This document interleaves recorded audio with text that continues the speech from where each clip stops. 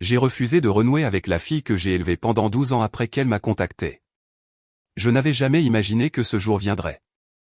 12 années, 12 longues années où j'avais veillé sur elle, l'avais guidée, aimée comme si elle était réellement ma fille. Chaque rire, chaque larme, chaque petit succès ou déception, je les avais portés comme un trésor fragile. Et pourtant, lorsque son message est apparu sur mon téléphone, un mélange de fierté et d'angoisse m'a traversé. Elle voulait renouer. Après tout ce temps, elle voulait revenir dans ma vie. Je me souviens d'avoir fixé l'écran pendant ce qui m'a semblé une éternité. Les mots étaient simples, polis, presque timides. Elle s'excusait pour les années perdues, pour les silences, pour les blessures qu'elle avait infligées sans même le savoir. Mon cœur s'est serré à l'idée de ces excuses, et pourtant, une autre sensation plus profonde m'a envahi, le doute.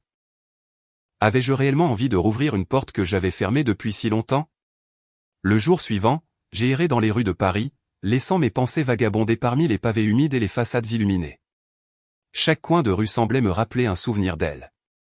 Les rires des enfants dans le parc, les odeurs de pain frais et de chocolat chaud des boulangeries, la scène scintillante sous le soleil couchant. Tout cela ramenait un passé que j'avais essayé d'enterrer. Mais à mesure que je marchais, je sentais que mon cœur refusait de céder. J'ai repensé aux années où je l'avais élevée. Les sacrifices, les nuits sans sommeil, les sourires forcés pour masquer mes inquiétudes. Tout cela, tout ce que j'avais donné, avait été pour elle, et pourtant, elle avait choisi de s'éloigner, de suivre sa propre voie. Et maintenant, revenir comme si rien ne s'était passé? Mon esprit refusait l'idée. Le silence dans mon appartement semblait plus lourd que jamais. Je posais le téléphone sur la table et regardais par la fenêtre la ville s'agiter. Les passants pressés, les cafés animés, les cloches d'église résonnant au loin.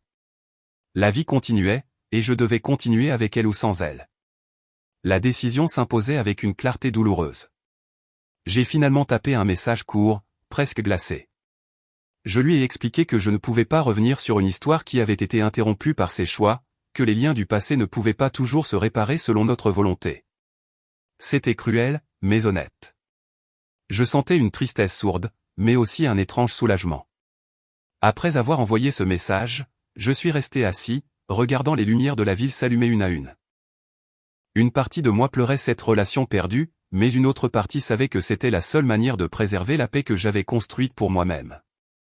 La vie continue, avec ses souvenirs et ses regrets, mais aussi avec la certitude que certaines portes, une fois fermées, ne doivent jamais être rouvertes. Et dans ce silence, j'ai trouvé une étrange forme de sérénité.